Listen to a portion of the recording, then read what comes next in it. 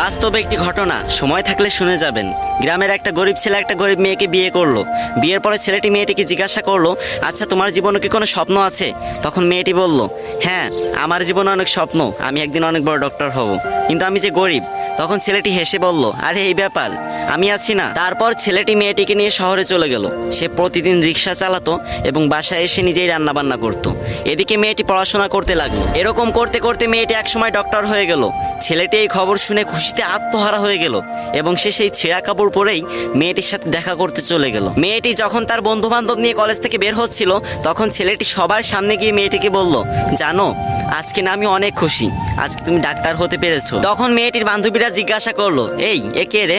তখন মেয়েটি বলল, আরে আমি চিনি না, হয়তো কোনো ভিক্ষুক টিক্ষুক হবে। তখন ছেলেটি মন থেকে অনেক কষ্ট পেল। ছেলেটির চোখে পানি চলে আসলো এবং সে বলল, তুমি ঠিকই বলেছো।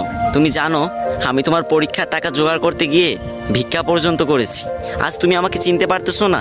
আমি তোমার স্বামী। এ কথা বলার সাথে সাথে মেয়েটি ছেলেটিকে একটা থাপ্পড় মেরে দিল এবং বলল, তোর সাহস তো কম না, তুই তখন থেকে যা ইচ্ছা তাই বলে যাচ্ছিস, আর আমি একটা ডাক্তার, তোর মতো ফকির আমার স্বামী হতে যাবে কেন?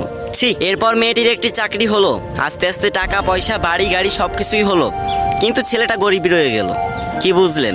ওই যে গ্রাম বাংলা একটা কথা আছে না, ভালা মানুষের দাম নাই, উপকারীরা বাঘে খায়।